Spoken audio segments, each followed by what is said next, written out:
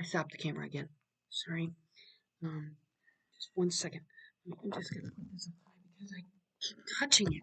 That's what happened that other time. So now we're gonna have a bunch of different links. So annoying. Sorry.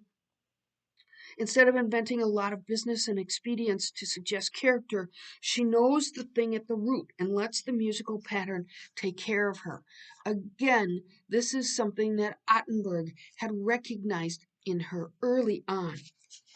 And if you go to the next page, um, at the top of page 378, I'll tell you a secret. That carrying power was one of the first things that put me wise. I noticed it down there in Arizona, open in the out in the, that I said belongs only to the big ones. And then the last line of this paragraph. I hope I don't have an Amazon delivery or something. But wait until you give her a chance at something that lies properly in your voice, and you'll see me rosier than I am tonight. They're trying to parse out what it is that makes her so good on stage. Um, on page 379, next chapter. She dreaded waking stale and disappointed after a great effort. The first thing that came was always the sense of futility of such endeavor, the absurdity of trying too hard. Up to a certain point, say 80 degrees, artistic endeavor could be fat and comfortable, methodical and prudent. But if you went further than that, if you drew yourself up toward 90 degrees, you parted with your defenses and let yourself exposed to mischance. This is her idea of perfection, to go to 80% and then take it beyond that. The legend was that in those upper reaches you might be divine, but you were much likelier to be ridiculous. So the line between regular and divine is very fine, and that if she, for her she doesn't get to the divine, it's a failure. Um, sh- Down below, it seemed to her very probable that whatever struggled above the good average was not quite sound. So that's the risk for her, is that she may not reach it. She does, and that's why she's great. So if we go to page 380, a reality like Dr. Archie poking up out of the past reminded one of the disappointments and losses of a freedom that was no more. Reminded her of blue golden mornings long ago when she used to wake up with a burst of joy at recovering her precious self and her precious world, when she never lay on her pillows at 11 o'clock like something the waves had washed up. So here we see her retreating the memory of those blue mornings. A few lines later, at the end of this paragraph, but they were better as memories. They had nothing to do with the struggle that made up her actual life. She felt drearily that she was not flexible enough to be the person her old friend expected her to be, the person she herself wished to be with him. So um, she has changed, she has developed, and she is seeking perfection. Um, Here's that section with her in the bathroom. I thought this was really interesting because um, nobody ever discussed being in bathrooms in books. I don't know if we've seen this, but it's a way for Cather to show us how how far she's come, and she's in New York where there is a bathroom. I'm not sure there was never any mention of a bathroom in her childhood home. I'm thinking it was probably outside in the wooden outhouse or something. It doesn't say that anywhere, but I think the fact that Cather gives us this picture um, tells us that there's a difference. At the bottom of page 381, um, Archie has come to her apartment. Teo is sitting in a davenport behind the piano, talking to a young man whom she later introduced as her friend Mr. Landry. Later, we find out that Mr. Landry is her friend, and she met him in Germany. As she rose and came to meet him, Archie felt a deep relief, a sudden thankfulness. She no longer looked clipped and plucked or dazed and fleeing. That's what a performance takes from her. We go to the next page at the top. There's an interesting image, 382. Only at the outer corners of her eyes, between the eye and the temple, were the faintest indications of a future attack. It's really an interesting. Mere kitten scratches, which playfully hinted where one day the cat would claw her. I'm thinking that's wrinkles up here, so it just makes you want to just open up everything. Um, so she met Landry when she was studying in Germany, and uh, he's another one of these kind of odd friends that are around. At the top of page 383, now tell me, doctor, did you really have a good time last night? Or were you uncomfortable?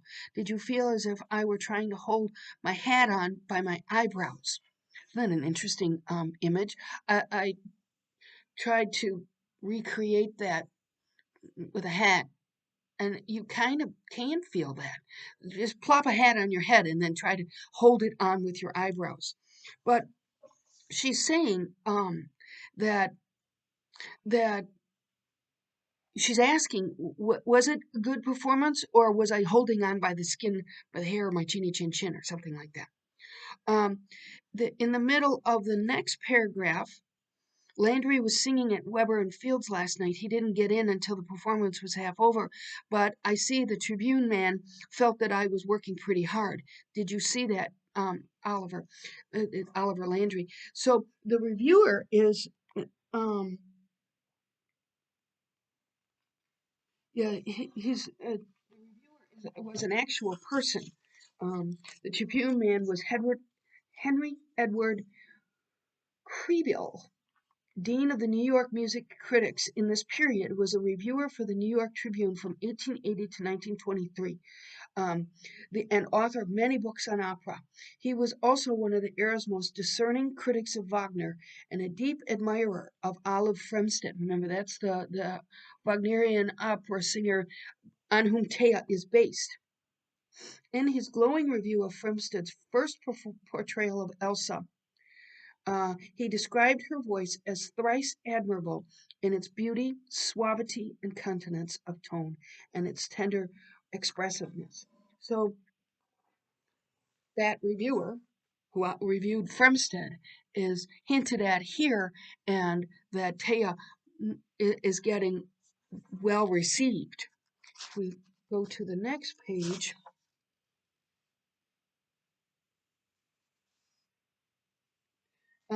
over on page 385, there's a sentence at the end of the paragraph, at the top, the incomplete paragraph. Under the clinging velvet, her body seemed independent and unsubdued. Again, she has um, absorbed the role. The middle of the page, the tone was equivalent to "keep it up, I like it, but I'm awkward with it." That's like Archie. Um, at the top of page 386. Uh, in New York, everything is impersonal. Your audience never knows its own mind. Its mind is never twice the same.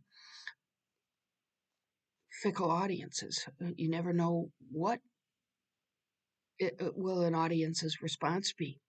And I'm sure if you have ever been to any kind of production, you may go in a matinee and then maybe go a couple of nights later, and the audience is different. It's kind of, I understand this because um, my classes, I may have one student who is particularly involved, and it gets everybody else involved. It changes the dynamics of the audience, and that's what we're talking about here. There are several references here to another opera singer whose name is Necker. Um, she's fictional. That is not a real um, opera singer. Let's see. If we go to the next chapter, I'm trying to make sure that we finish today. Quite a lot of pages to go. There's a reference to Tannhauser, which is another Wagnerian opera. This place where Landry goes, Weber and Fields. Now, Weber and Fields is a Broadway music hall opened in 1895 by the burlesque team Joseph Weber and Lou Fields. So that's a legit place, and Landry is playing there. The next page. I just thought this was an interesting reference. Fred, of course, smokes cigarettes, and he says, um, "May I?" Took out a cigarette case. It really doesn't bother your throat? A little doesn't, but cigar smoke does. Isn't that interesting? I would guess that the cigarette smoke had to have bothered her. It bothers me. I just don't like the smell of it. Um, so there's some references at the bottom of additional singers in New York. Gleckler, Madame Reinecker, Schramm. These are all fictional opera singers. I think the point is that the artists in the field know each other. She's not just the only one, but of course she's better. Um, and page 389, another nice image. She threw him some white sandals with long laces and silk stockings pinned to them. Put those in something. She's been called to fill in for somebody who can't finish the opera. Uh, Put those in a bag, and she said she was behaving somewhat like a cyclone now. I thought that was funny. And while she wrenched open drawers and closet doors, Ottenberg got to the piano as quickly as possible and began to herald the reappearance of the Volsung pair, trusting to memory. So she's going to pick up at halftime, um, the intermission, and which, of course, we know that's a big challenge. If we go to page 390 at the bottom, um, she didn't know that she was going to fill in. This is a kind of an emergency fill in, and she's worrying about the duck. Actually, Ottenberg is more worried about the duck than she is. um, there might be a holdup of some kind. As the cab whizzed off, he broke into an eruption of profanity that also struck me. I Nowhere else in this book is there an eruption of profanity. Did you see my dog's tail? That's Daphne. Uh, and the duck really is on my conscience, he said. It will be a wonder if she can do anything but quack. I thought that was funny. Scrambling on in the middle of a performance like this with no rehearsal. The stuff she has to sing in there is terribly difficult. Um, he sort of thinks, well, not sort of, he does think that this isn't fair, and that she may not be able to rise to this challenge, which is going to reflect badly on her. And so he thinks that isn't right for Taya. She looked frightened, Dr. Archie said thoughtfully, but I thought she looked determined. Oh boy, we've seen her look determined the entire time. Um, so some more discussion of the other opera singer Necker. Then we get to page 392. Let's see. You probably know you were magnificent, and I thought it went pretty well. She spoke impartially. I was rather smart to catch his tempo there at the beginning of the first recitative. So they're talking, this is after the performance, and she can identify where she was weak. And um, at the bottom, and I didn't feel my dinner, really, Fred. I'm hungry again, I'm ashamed to say, and I forgot to order anything at my hotel. So the duck didn't bother her. Um, I'm not sure. I don't sing much, but I'm guessing it would be like me eating something before a lecture and having it come back to haunt me, like maybe green peppers or something. That wouldn't suit me well. Um, At the top of page 393, she closed her eyes for a moment as if she were tired. Suddenly she looked up. Isn't it funny how we travel in circles? Here you are, still getting me clean, and Fred is still feeding me. It is. It harkens back to where they have been over and over and over. Towards the bottom of this page, excitement of this sort enriched her. It was only under such excitement, he reflected, that she was entirely illuminated or wholly present. This is the artistry. So she's backed into a corner and she triumphs. At other times, there was something a little cold and empty, like a big room with no people in it. Even in her most genial moods, there was a shadow of restlessness, as if she were waiting for something. And we're exercising the virtue of patience. It's the anticipation which drives her, that determination. And then at the end of this paragraph, but clearly she knew only one way of being really kind from the core of her heart out, and there was but one way in which she could give herself to people largely and gladly, spontaneously. Even as a girl, she had been at her best in vigorous effort, he remembered, physical effort, when there was no other kind at hand. Remember when Fred and she were they were in the desert, and Fred takes a smoke break and she climbs up the cliff, and it's the same kind of effort. That's another one of these pieces that we are seeing come together here. Next paragraph, two paragraphs. Desperation, I suppose, the same way the Indian babies swim when they're thrown into a river. I had to. Now it's over. I'm glad I had to. I learned a whole lot tonight. I underline that because I remember something about that kind of method where you toss a baby in and then the baby floats and swims.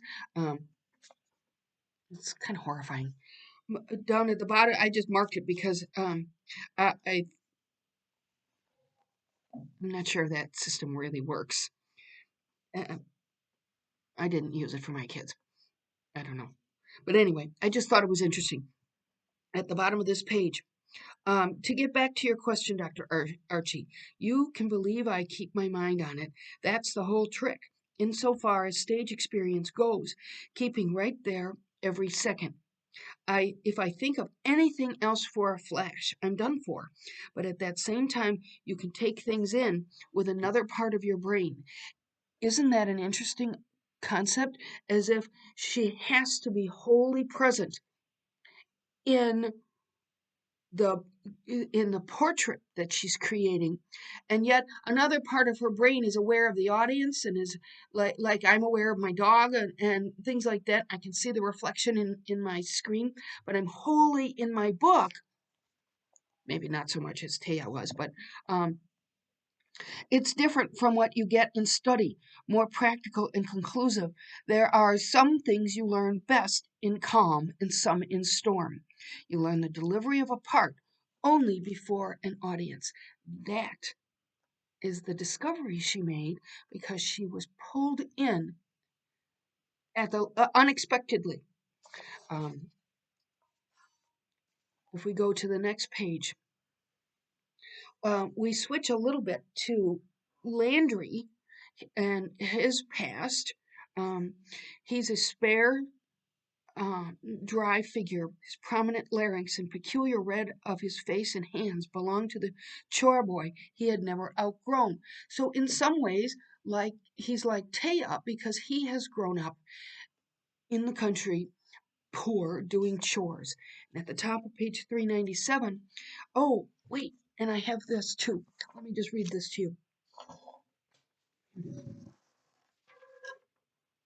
I'm still the mad teacher. Um, she has the help.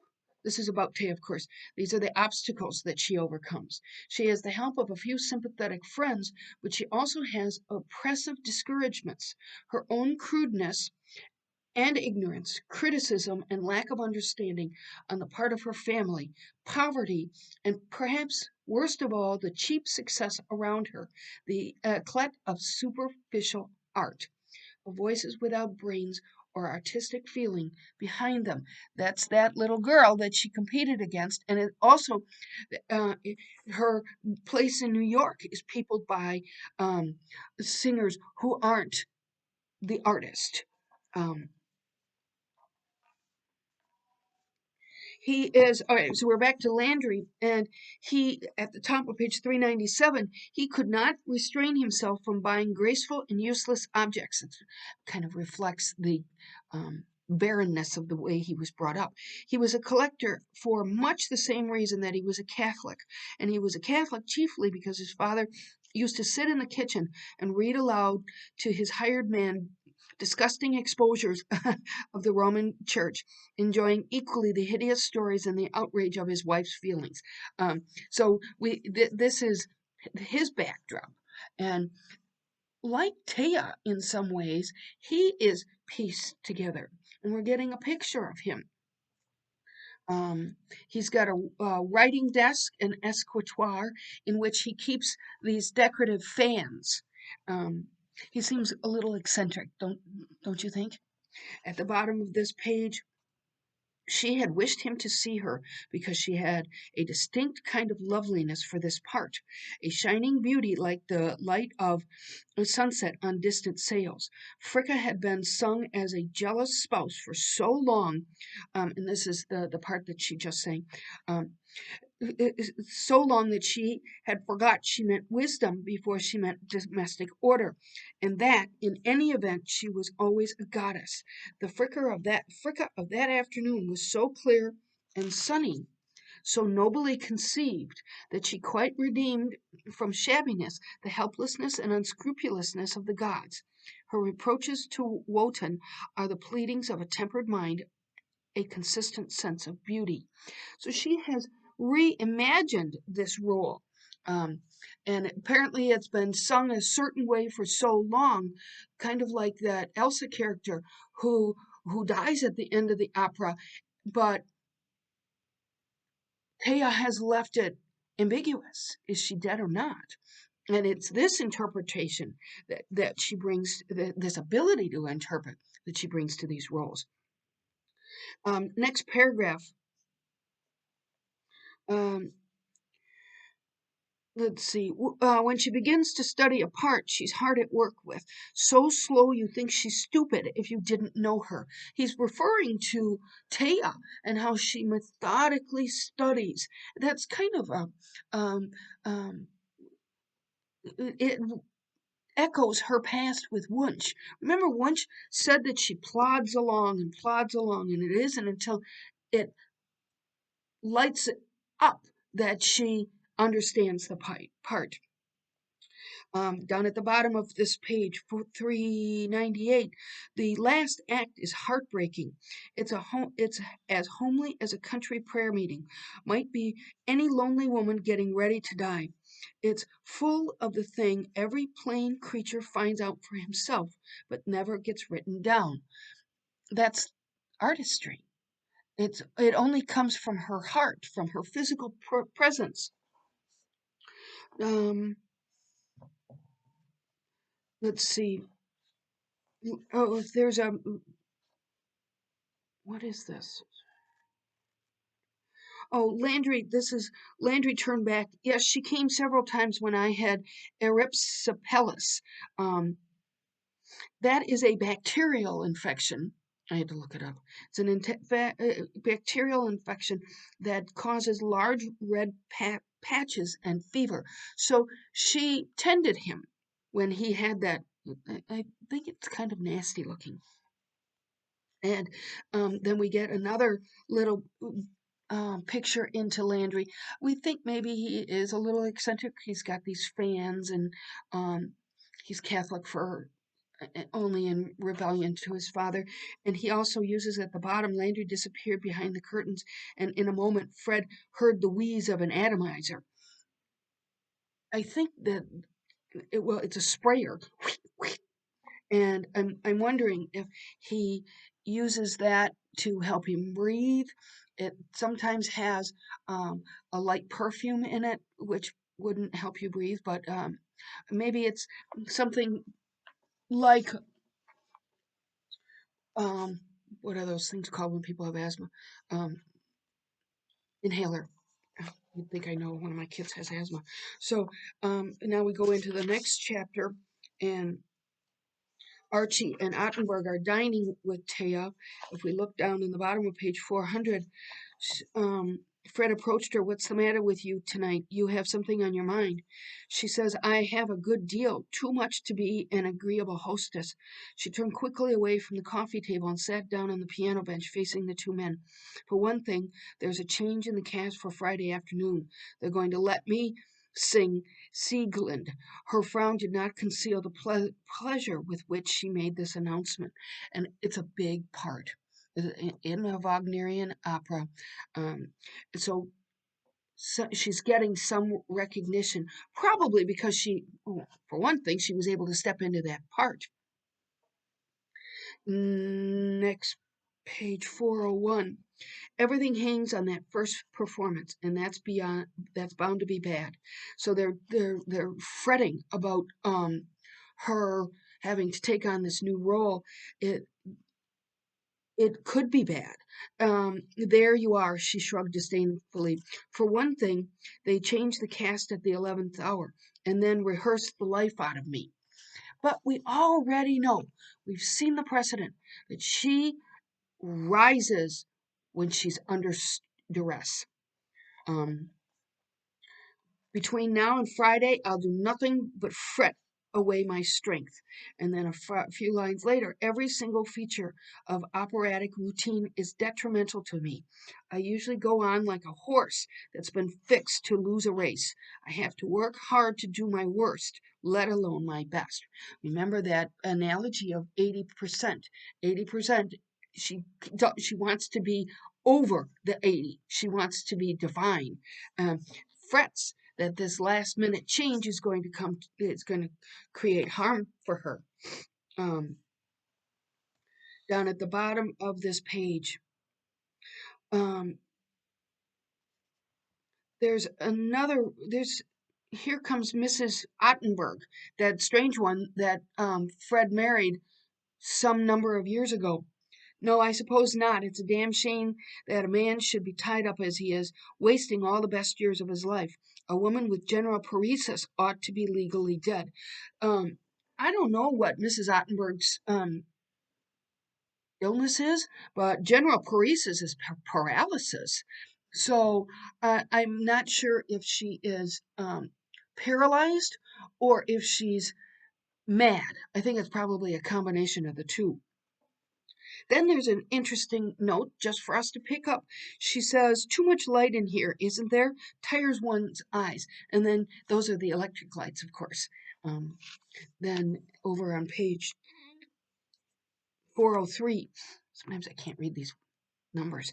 She smiled at him with her eyes half closed. My dear doctor, I don't have any. Talking about her personal life. Your work becomes your personal life. You are not much good until it does. It's like being woven into a big web. Remember the peace picture? You can't pull away because all your little tendrils are woven into the picture. It takes you up and uses you and spins you out. And that is your life. Not much else can happen to you. Um, so down at the bottom, let's see. I don't know. That's a reference to Nordquist. This is somebody that she knew in Germany. If we look over on page 404, um, Ray Kennedy comes back. I mean, he's not alive, but he's in her memory. She says, I can't be careless with money. I began the world on $600, and it was the price of a man's life. Ray Kennedy had worked hard and been sober and denied himself, and when he died, he had $600 to show for it. I always measure things. This is really an important passage. I always measure things by that $600, just as I measure high buildings by moonstone standpipe. There are standards we can't get away from. That's the fabric of her mind and her memories. Um, and then um, they're standing, let's see, they pause by the open window. Nearly all my dreams, except those about breaking down on stage or missing trains, are about Moonstone. It's where she goes to get relief. It's her imagining, like being at the Kohler's Gardens. She says, then that's the house I rest in when I'm tired. All the old furniture and the worn spots in the carpet. It rests my mind to go over them. Isn't that? I think that's just precious. Down at the bottom of page 405, there's so much that I want to tell you, she said at last, and it's hard to explain. My life is full of jealousies and disappointments, you know. You get to hating people who do contemptible work and still get on just as well as you do. She hates mediocrity. That's why she was so jealous of that little girl. There are many disappointments in my profession and bitter, bitter contempts. So as she excels, she has greater and greater contempt for those who are succeeding with the 80% or less. At the top of page 406, if you love the good thing vitally, enough to give up for it all that one must give up, then you must hate the cheap thing just as hard. I tell you, there is such a thing as creative hate, a contempt that drives you through fire, makes you risk everything and lose everything, makes you a long sight better than you ever knew you could be. Star that. That's an important passage. She is articulating for us the zeal with which she attacks this artistry. Not attacks it, but goes for it. Next paragraph.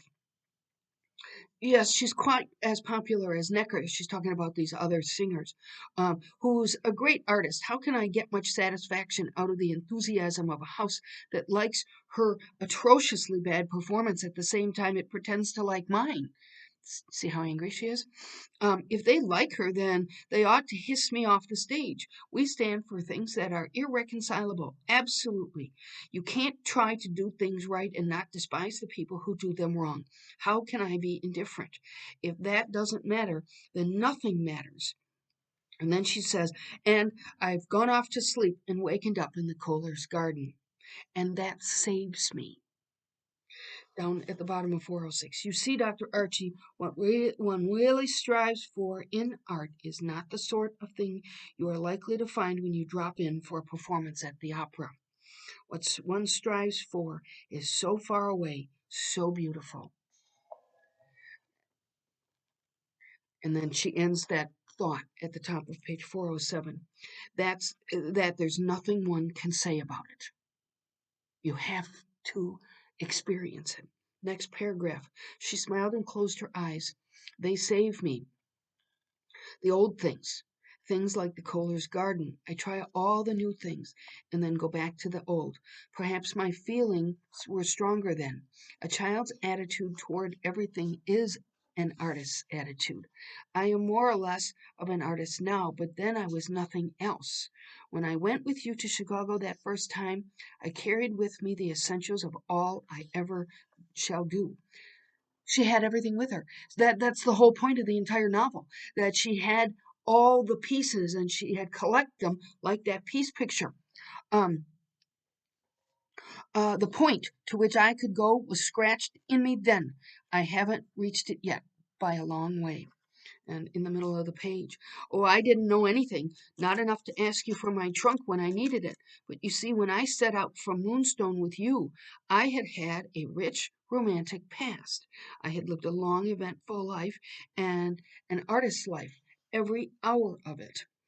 Uh, in the next paragraph, it was full of solicitude and a kind of secret gratitude, as if to thank her for some inexpressible pleasure of the heart.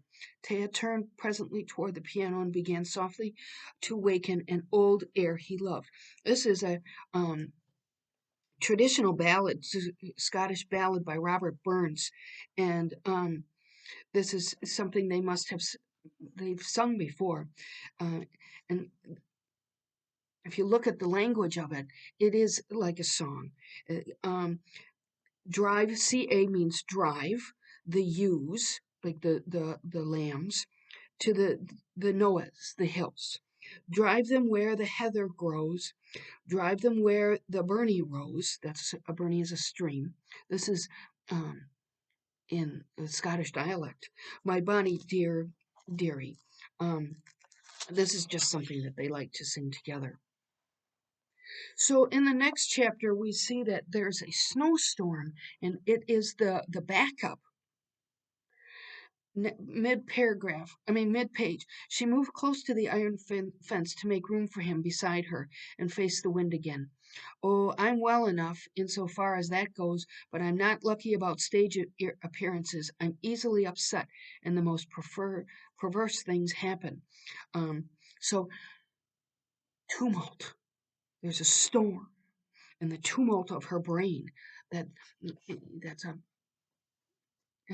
great way of setting up a scene. Um, Next paragraph. Of course I do. I don't mind nerves so much as getting numbed, Taya muttered, sheltering her face for a moment with her muff. It's the thing I want to do that I can never do. Any other effects I can get easily enough. So she's talking about getting to that divine level of artistry. Next paragraph. Didn't you get some of your ideas down there in Panther Canyon? He asked, and she said, oh, yes. Out of the rocks, out of the dead people. She put her gloved fingers on Fred's arm. I don't know how I can ever thank you enough. I don't know if I'd ever got anywhere without Panther Canyon. No, she would not have. She was inspired by that, even inspired by the pottery that those ladies made. I didn't know anything. This is at the top of page 409. Anything else would have done as well. It was your creative hour. I knew you were getting a lot, but I didn't realize how much, says Fred. He sent her there. He knew that she needed to rest, to recover. Next paragraph. Do you know what they really taught me? The native peoples. She came out suddenly. They taught me the inevitable hardness of human life. No artist gets far who doesn't know that. And you can't know it with your mind. You have to realize it with your body. Deep. It's an animal sort of feeling. I sometimes think it's the strongest of all. Do you remember when she was in Panther Canyon, in her the place in the cutouts that she used to lay on the ledge and absorb the sun and experience the history of the people who she imagined were still there. Down at the bottom of page 409. Fred lowered his collar and shook the snow from his shoulders. Oh, I don't mean the contrast particularly. I congratulate you on what you can do and on being able to care so much. That, after all, is the unusual thing. That's it. Next page at the top of 410. And I'm grateful to you for what you demand from yourself when you might get off so easily. You demand more and more all the time, and you'll do more and more. One is grateful to anybody for that. It makes life in general a little less sordid. But as a matter of fact, I'm not much interested in how anybody sings anything. That's Fred is saying that he cares about her success more than other people care about her success. But he really doesn't care about all the mediocre singers. Um, let's see. On the top, well, no, in the middle of page 411. But she seemed not to take his protest at all. She went on vindicating herself.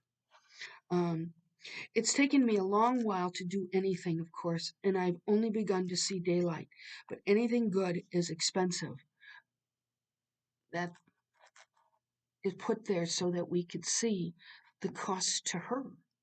She didn't marry Ottenberg when she could have, um, although they couldn't have married because Mrs. Ottenberg is in the way um, and has some sort of affliction. In a way, I've always been married to you, she says at the bottom of this page. I'm not very flexible, never was and never shall be. You caught me young. I could never have that over again. One can't, after all, after one begins to know anything. but I look back on it. My life hasn't been a gay one any more than yours. Again, lamenting, perhaps rather sadly, of what she's had to give up in order to get to this point in her artistry. Look at the top of page 412. We've been a help and a hindrance to each other. I guess it's always that way. The good and the bad all mixed up. There's only one thing that's all beautiful and always beautiful. And he says, yes, I know. And you give one the impression that that is enough. I've gradually given you up. He's loved her and he's had to give her up. At the end of the next paragraph, who marries you is a small matter after all, but you've cared longer and more than anyone else, and I'd like to have somebody human to make a report to once in a while. If you're not interested, I'll do my best anyway. Anyhow, I've only a few friends, but I can lose every one of them if it has to be. I learned how to lose when my mother died. Ooh, that's just a sad little note in her life, but she had to. She had to stay. We must hurry now. My car is waiting. Um, Here's that point about the motor cars and the carriages mixing in the streets of New York. Motor and carriage lights flashed by on the drive below the reservoir path, and the air was strident with horns and shrieks from the whistles of the mounted police. You can just hear it. Next paragraph, Fred gave Taya his arm as he descended from the embankment. I guess you'll never manage to lose me or Archie, Taya, but loving you is an heroic discipline. It wears a man out. Tell me one thing. Could I have kept you once if I had put on every screw? She said, you might have kept me in misery for a while, perhaps. I don't know. And remember, her objection so many years ago was that she didn't want to be kept. Um, so she made her pathway on her own, independently, and in the way that she could in her brain. Top of page 413. Yes, she reflected as the motor cut into the parked carriage road. We don't get fairy tales in this world, and he has, after all, cared more and longer than anyone else. That's Fred. Um, let's see, there was a little ditty that Landry had sung to her, but there passed him a bright-eyed taxi with the girl of his heart inside. Um, there, they seem to be diverging, um, and they seem to know that they have to. Um, there's this story about this old couple at the bottom of page 413. When the pianist began a lovely melody in the first movement of Beethoven D minor sonata, the old lady put on her plump hand and touched her husband's sleeve, and they looked at each other in recognition. They both wore glasses, but such a looked like forget-me-nots, so full of happy recollections. This old couple is sitting in the audience, and they don't even speak, but you can see that they are connected. Taya wanted to put her arms around them and ask them how they had been able to keep a feeling like that, like a nosegay in a glass of water. She admires them for having this long connection. In the next chapter 11,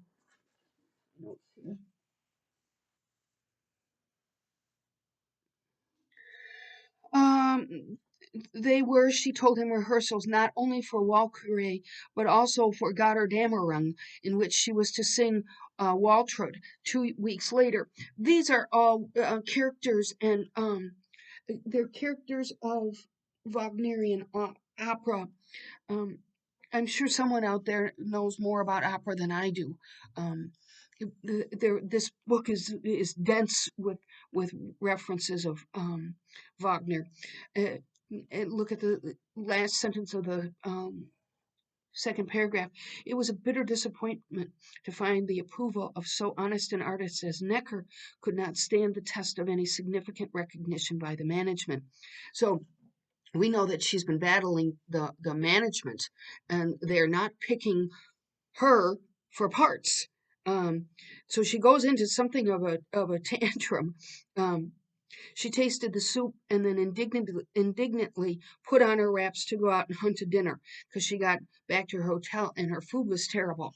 And uh, you can imagine that that puts her in a bit of a tizzy. Um, it's like going to a restaurant and your food's terrible.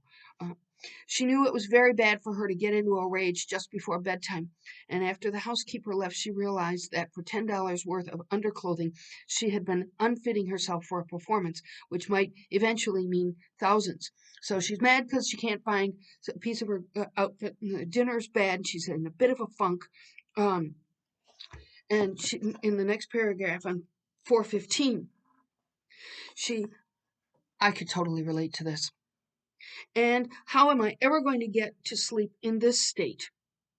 She kept asking herself. If I don't sleep, I'll be perfectly worthless tomorrow. I've experienced that. I have to sleep. I can't sleep. I'll be terrible tomorrow. I'll go down there tomorrow and make a fool of myself. If I'd let that laundry alone with whatever nigger had stolen it, excuse the word, why did I undertake to reform the management of this hotel tonight? And tomorrow, see, she's in a complete tizzy. After tomorrow, I can pack up and leave the place, and then go to a different hotel, she says. And then suddenly she checked herself. What am I doing this for? I can't move into another hotel tonight. I'll keep this up till morning. I shan't sleep a wink. And then in the next paragraph, between the conviction that she must sleep and the fear that she couldn't, she hung paralyzed. That's just that line. I have been there. I feel like writing that one down somewhere and reminding myself. She rushed into her bathroom and locked the door.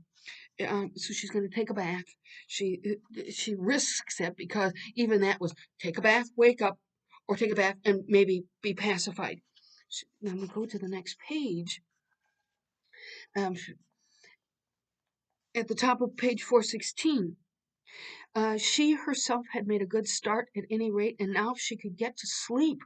Oh, I'm sure we've all been tortured by that. Yes, they were all the more interesting than they used to be. Look at Harsanyi, who had been so long retarded. What a place he had made for himself in Vienna. If she could get to sleep, she would show him something tomorrow that she would understand. Her friends are going to see her and she's fretting about it and she's upset about the costume and upset about her lunch. And you know what she does? She goes back to Moonstone. She entered her father's front door, hung her hat and coat on the rack, and stopped in the parlor to warm her hands at the stove. Then she went out through the dining room, where the boys were getting their lessons, at the long table, through the sitting room, where Tor was asleep in his cot bed, and his dress and stockings hanging on a chair. She takes herself back to that house and essentially rocks herself to sleep. And then if we look at the top of page 417, the sprawling old house had gathered them all in like a hen and had settled down over its brood. Isn't that a beautiful image? I just really liked it. Um, they were all warm in her father's house, softer and softer. She was asleep. She slept 10 hours without turning over. From sleep like that, one awakes in shining armor. Just fabulous. But that was the article that I read to you about how she always has a place to retreat. Um, next, in the next section, Harsanyi and his wife were in a box near the stage in the second circle. Mrs. Harsanyi's hair was noticeably gray, but her face was fuller and handsomer than in those years of early struggle, and she was beautifully dressed. Oh, they met some success, and then there they were. Um, Harsanyi, at the end of this paragraph, his wife knew that he was afraid of being disappointed in this afternoon. Guess what? Harsanyi is as much a perfectionist as she is, and he doesn't want to be disappointed. And he's her teacher. He knows her limitations if she has them. He did not often go to the opera because the stupid things that singers did vexed him and always put him in a rage if the conductor held the beat or in any way accommodated the score to the singer.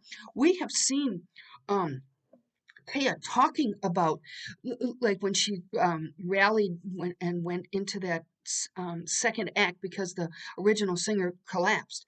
And she talked about having to catch up to the conductor rather than the conductor catching up to her. We go to the next page. Um, at the top, and they're talking about characters in the Wagnerian opera. I have a note to myself here. So throughout the first scene, he sat sunk in his chair, his head forward, and his one yellow eye rolling restlessly, shining like a tiger's in the dark. Remember, it's got just one eye that sees, and it's yellow. I don't know if you've ever gotten a close up of my dog, my fuzzy dog Daphne, but she's got one blue eye and one brown eye. Which, if I have cameras in the basement where they sleep, and if I wake up in the middle of the night and look in there, I can only see her one eye. There's something um, like this eye here that can see better, maybe. Um, and then the note in the middle of the page. Where am I? Well, Volsung, Volsung, where is your sword? This is the lines from the opera. To me alone, the eye suggested sweet longing, sadness, tears, and comfort all at once. Sieglinde, which is the female part, is singing about the one-eyed stranger, like Harsani. Wotan, another character in the opera, who had who at her forced wedding to Hunding had thrust the sword into an ash tree, promising that the one who could pull it out would restore all that she had lost. That sounds quite a bit like the sword and the stone. And then down at the bottom of page 418, Mrs. Harsanyi glanced at her husband, wondering whether the singer on the stage could not feel his commanding glance. There's an interesting contrast there. And then at the top of page 419, and the voice gave out all that was best in it. Her triumph. Like the spring indeed, it blossomed into memories and prophecies. It recounted and foretold as she sang the story of her friendless life, her own friendless life, and Sieglinde's friendless life, and, and of how the thing which was truly herself, bright as the day, rose to the surface. Remember, she used to call it it, and she used to hide it. And now she's bringing it forth. She's calling it forth. When in the hostile world, she, for the first time, beheld her friend. She is becoming the part of Sieglinde. Siegmund, who is the male counterpart. So I name you. When Sieglinde nurses the fugitives' wounds, they tell each other their unhappy histories. The twins have fallen in love by the time they discover their relation. She then calls him by name and, pointing to the sword in the tree, tells Siegmund it belongs to him. That's the story in this opera. And then she's singing this tale. If you are Siegmund, I am Sieglinde. Uh, Laughing, singing, exulting. With their passion and their sword, the Volsungs run out into the spring night.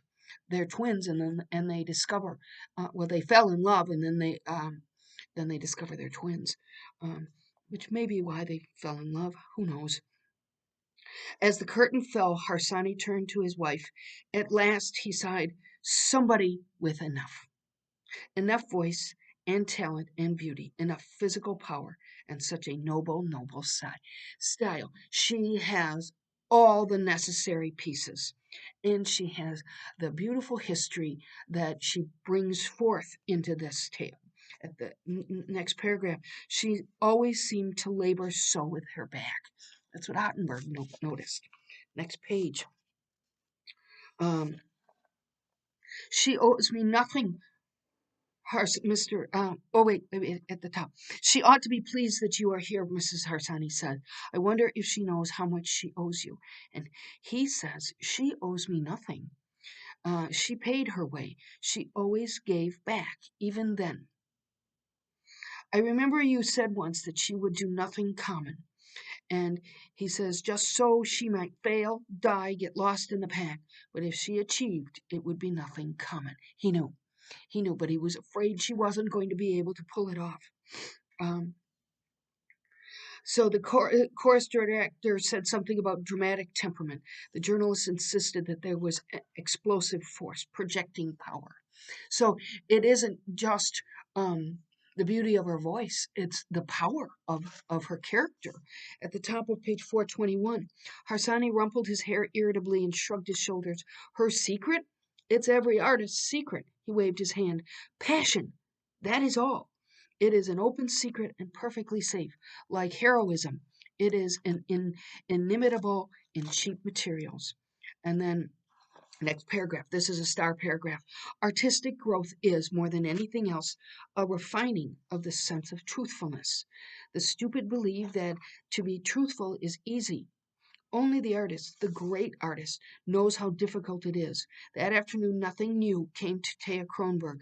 No enlightenment, no inspiration. She merely came into full possession of the things she had been refining and perfecting for so long. She hit the moment. Her inhibitions chanced to be fewer than usual, and within herself she entered into the inheritance that she herself had laid up, into the fullness of the faith she had kept before she knew its name or its meaning. And the next paragraph, too, is important. Often when she sang, the best she had was unavailable. She could not break through to it. And she's talking about that 80%. And every sort of distraction and mischance came between it and her. But this afternoon, closed roads opened, the gates dropped. When she had so often tried to reach lay under her hand. She had only to touch an idea to make it live. That's the art. Next paragraph. While she was on the stage, she was conscious that every movement was the right movement, that her body was absolutely the instrument of her idea. There it is, body and soul. Um, like her back. That's what Ottenberg said. All that deep-rooted vitality flowered in her voice, her face, in her very fingertips. She felt like a tree bursting into bloom. And I think that must have been what Cather felt when she went to Arizona, but also when she gets a passage, a description, an image just exactly right. It has to be the same. Um, Everything in her at its best, and everything working together. That's the last line of that page. And then next, at the top of the next page, um, she comes out the stage door, and there she doesn't see him, is Spanish Johnny. And you notice that all all of these people who have supported her, all of her friends and all of the people who have contributed to the peace picture of her life, there's Spanish Johnny, the gray-haired little Mexican. Among them was Spanish Johnny. His irregularities. Oh, Mrs. Telemandez has died, and he abandoned his trade and went out with his mandolin to sing, to create music. His irregularities had become his regular mode of life. Remember, he had irregularities in that he would disappear for a while, but then once the anchor to Moonstone was gone, he just that became the norm. um, Down at the bottom of page 422, and she would have known him changed as he was. His lustrous black hair was full of gray, and his face was a good deal worn by the ecstasy, so that it seemed to have shrunk away from him, his shining eyes and teeth, and left them too prominent. The ecstasy, that's what ecstasy is. The ecstasy. He too must have experienced it. And maybe that's what those random disappearing acts were ecstasy. And look at the top of page 423. Then he walked down Broadway with his hands in his overcoat pockets, wearing a smile which embraced all the stream of life that passed him and the lighted towers that rose into the limpid blue of the evening sky. If the singer, going home exhausted in her car, was wondering what was the good of it all, that smile, could she have seen it, would have answered her. It was the only commensurate answer. It's the smile. Do you remember she experienced this the first time she ever went to a performance? She was being jostled by people, and they all seemed angry because it was snowing. You know how it is in Chicago. And she wanted to keep the ecstasy. She wanted to keep it. If we go then to the epilogue on the next page, look at the detail in the next page. On the first page, the paper lanterns which hung among the trees are foolish toys. She's Moonstone again, nearly 20 years after Taya Kronberg left it for the last time. The Methodists were giving an ice cream sociable in the Grove about the new courthouse. So things change, and yet they are the same. But look at the detail. I really like these paper lanterns, which hang among the trees are foolish toys, only dimming in the lurid circles the great softness of this lunar light which floods the blue heavens and the high plateau. This must be the kind of image that was the ecstasy for Cather. Um, so here's Lily Fisher. That's her name, Lily Fisher, the Nellie Olson of her past. At one of the tables with her twin boys sit a fair-haired, dimpled matron who was once Lily Fisher. And then here's Aunt Tilly, still flitting about. She's a spry old spinster. There's always a spinster. And then she talks about this $1,000 that she clearly Taya has given her repeatedly. I looked it up. That's about $30,000 now. So every year she gets the stipend from Taya, and Tilly keeps mentioning it. Tilly is the last Kronberg left in Moonstone. So what we're doing is we're revisiting and tying up the loose ends in Moonstone, this place that created or was part of the creation of Taya. They must understand that this money was different. Down at the bottom of page 426, there's something special about this money because it comes from the gifted Taya. And if we look at the top of page 427, you might feel sorry for her and how mistaken you would be. Tilly lives in a world full of secret satisfactions. Taya Kronberg has given much noble pleasure to a world that needs all it can get. But no individual has she given more than to her queer old aunt in Moonstone. What delightful things happen in Tilly's mind as she sits there rocking. It isn't that Taya gives her this $1,000. It's the other pleasure that Tilly has gained, has gleaned from her. So, in the middle of the paragraph, let's see. She let Tilly go through her costume trunks. Tilly went to visit Taya in New York. She let her go through her costume trunks and try on her wigs and jewels. Can you imagine how much pleasure Tilly must have gotten from that? And the kindness of Mr. Ottenberg. When Taya dined in her own rooms, her husband went down to dinner.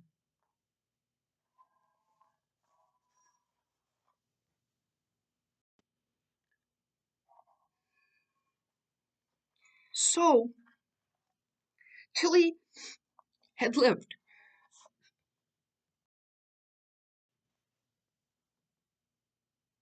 Taya married Ottenberg.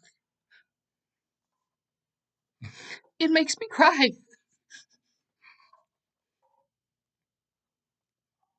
Down at the bottom of this paragraph. Long ago, when she used to be working in the fields on her father's Minnesota farm, this is Tilly, she couldn't help believing that she would someday have to do with the wonderful, though her chances for it had then longed so slender. So it wasn't Tilly who became great, but Tilly experienced a greatness from Taya at the top of page 428. They get ice cream out of the icebox. I just like these little references to modern things. The cat was purring on the bench, and the morning glories were thrusting their purple trumpets in through the lattice work in a friendly way. It makes me want to plant morning glories because they have little trumpets. Um, and there's much description of the flowers. The front porch, to be sure, was dripping with crimson ramblers, but never the rose in the hand for Tilly. She caught up the kitchen shears and off she dashed through the grass and drenching dew. Notice that the book ends back in Moonstone with Tilly.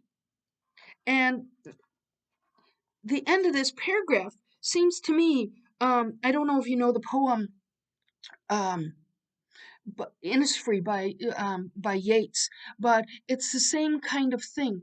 I will arise now and go to Innisfree.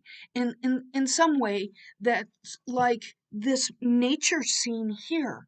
Um, and whereas at the end of the poem, Yeats's poem, he isn't in Innisfree.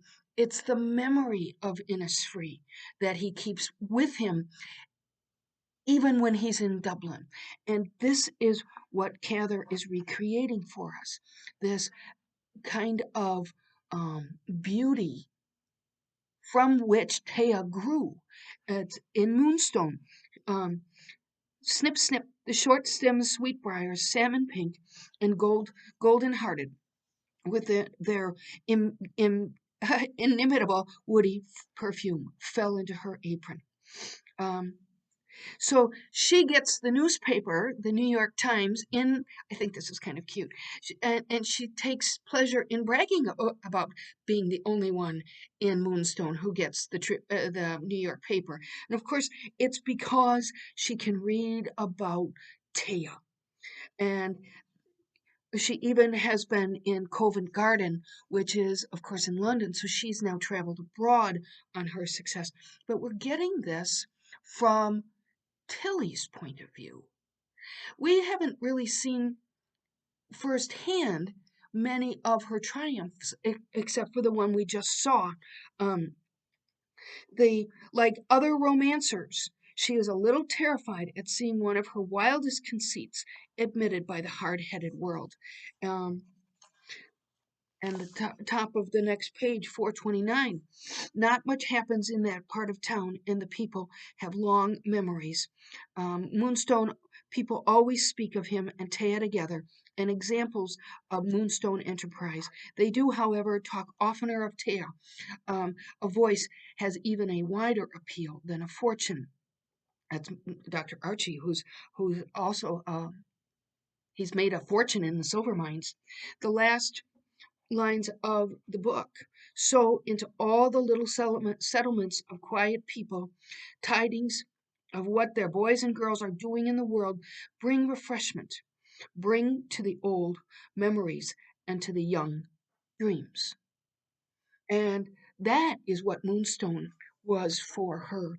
And I just think it's immensely curious that this um, begins or ends in Moonstone. In the Song of the Lark, Cather deploys similar themes to characterize Taya and her fellow Moonstone residents as they work to cultivate a sense of order and familiarity in the midst of the surrounding landscape. And it's all about place and landscape and becoming something in a place apart. So remember how much of this we've seen the contrast between place and space. And while Taya is in fact in New York, which is a place, she brings the space with her. And that is why the book ends in Moonstone, because she didn't just go to New York. She came from somewhere as well. And so we have circled back and um, and we've seen how Tilly anchors the story. It's just so curious. So that's what I have for you today. Um, remember that I'm going to be uploading 3 different links because I forgot to elevate my keyboard and knocked them off. Um, as I said, I'm hoping that everybody will join me in the fall to look at Portrait of an Artist. We did it a while ago, but it was a while ago. And by then, I do think that I'll be able to introduce you to my little Isabel. I'm seriously thinking if I ever were to get a dog, another dog, got lots of dogs, I might name the dog Taya. I know that everybody would mispronounce it, and my poor dog would be called Thea, but I just like this character so much um, and admire her. I hope you all enjoyed this book as much as I did. Maybe you could see that I really, really enjoyed it. My eyes would get big, and I could see that in myself. Um, otherwise, have a nice spring. It's nice and warm outside today. The sun isn't out, but at least where I am, but maybe it'll come out. Enjoy your summers. I don't know if I'm going to be doing anything in the summer with you, but I will surely see you in the fall to do Henry James. Thank you for joining me. Thank you for looking at my videos. I've seen a number of videos with 49 views. That makes me feel like you're enjoying it. I'm not even sure why that hair's sticking out. Ugh, always one. Anyway, thank you for everything. I will see you soon.